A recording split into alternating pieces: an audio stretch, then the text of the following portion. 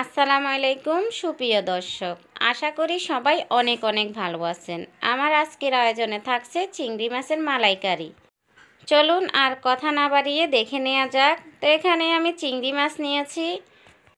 চিংড়ি মাছগুলোকে আমি ভালো করে কেটে পরিষ্কার করে নিয়েছি, আর মাঝখান দিয়ে কেচি দিয়ে কেটে ময়লাটা বের করে নিয়েছি।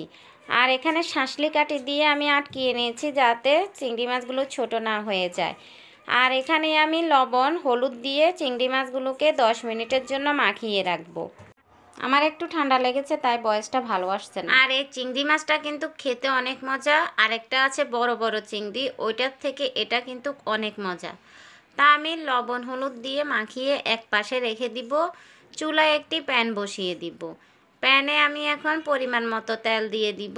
তেলটা গরম হয়ে আসলে দিয়ে দিব হাফ কাপ পরিমাণ পেঁয়াজ কুচি। পেঁয়াজ কুচিটা দিয়ে একটু নেড়ে দিব। তারপর দিয়ে দিব গোটা গরম মশলা, দিয়ে দিব 2 টুকরা দারুচিনি, একটা তেজপাতা, 3টা সাদা এলাচ আর 5-6টা কালো গোলমরিচ। এখন পেঁয়াজটাকে কিছুক্ষণ ভেজে নিব। ভেজে নেওয়ার পর দিয়ে দিব 1 টেবিল চামচ পরিমাণ আদা রসুন বাটা। আমি একসাথে আদা রসুন বাটা 1 টেবিল চামচ দিয়ে দিয়েছি। আপনারা যদি আলাদা দিতে চান তাহলে 1 চা চামচ রসুন বাটা 1 চা চামচ আদা বাটা দিতে পারেন। আদা রসুন পেঁয়াজ কিছুক্ষণ ভাজা হয়ে গেলে দিয়ে দিব হাফ কাপ পরিমাণ পেঁয়াজ বাটা। পেঁয়াজ বাটা দিয়ে এখন সব মশলাগুলোকে ভালো করে ভেজে নিতে হবে। যত ভালো করে ভেজে নেবেন তত রান্নার টেস্টটা ভালো আসবে। ভাজা হয়ে গেলে এখন দিয়ে দিব শুকনা মশলা। দিয়ে দিলাম 1 চা চামচ মরিচের গুঁড়া।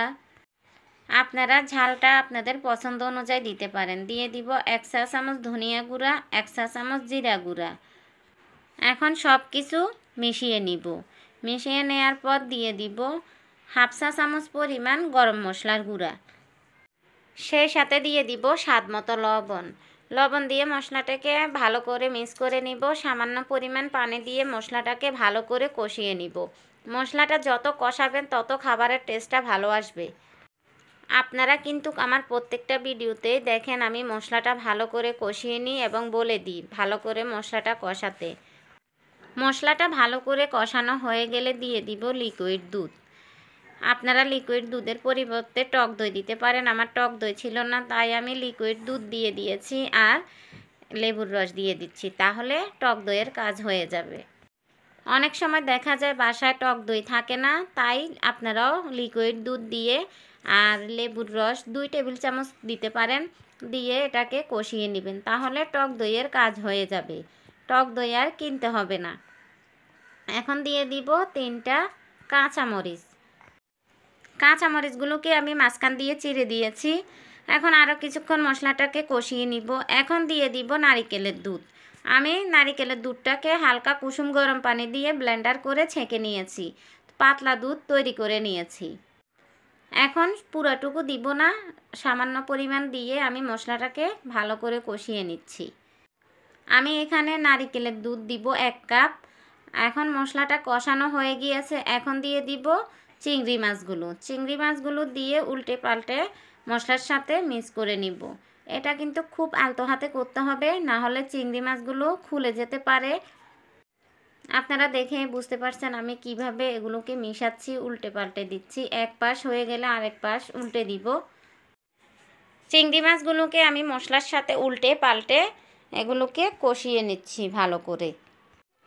এভাবে যদি চিংড়ি মাছের মালাইকারি রান্না করে সবাইকে খাওয়ান, সবাই তো একবারে মুগ্ধ হয়ে যাবে। এটা যখন আমি রান্না করেছিলাম আমার বাচ্চারা চেটেপুটে খেয়েছে, আর আমার বাচ্চারা কিন্তু চিংড়ি মাছটা বেশি পছন্দ করে। চিংড়ি মাছটা কষানো হয়ে গেলে দিয়ে দিব এখন বাকি যে নারিকেলের দুধ ছিল সেটা। চিংড়ি মাছটাকে আমি নারিকেলের দুধ দিয়ে রান্না করব, আর কোনো পানি দিব না। ভালো করে একটু মিশিয়ে নিচ্ছি। মিশিয়ে নিয়ে এখন ঢাকনা দিয়ে ঢেকে 7-8 মিনিটের মতো ঢেকে দিব। চিংড়ি মাছটা কিন্তু আমি টোটাল 20 মিনিটের মতো রান্না করেছি। এর থেকে বেশি রান্না করার দরকার নাই। তো আমার চিংড়ি মাছটা কিন্তু প্রায় হয়ে গিয়েছে। এখন দিয়ে দিব 1 চা চামচ চিনি আর হাফ চা চামচ পরিমাণ গরম মশলার গুঁড়া। চিনিটা দিলে চিংড়ি মাছের মালাইকারিটার টেস্ট অনেক ভালো আসে, তাই 1 চা চামচ চিনি দিয়ে দিয়েছি।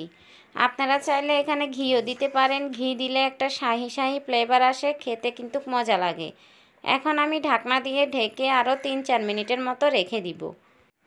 3-4 মিনিট পর আমি চুলাটা অফ করে দিব। এখন পরিবেশন করে নিব। দেখুন কত সুন্দর হয়েছে চিংড়ি মাছের মালাইকারি, অনেকটা লোভনীয়, খেতে কিন্তু অনেক মজা।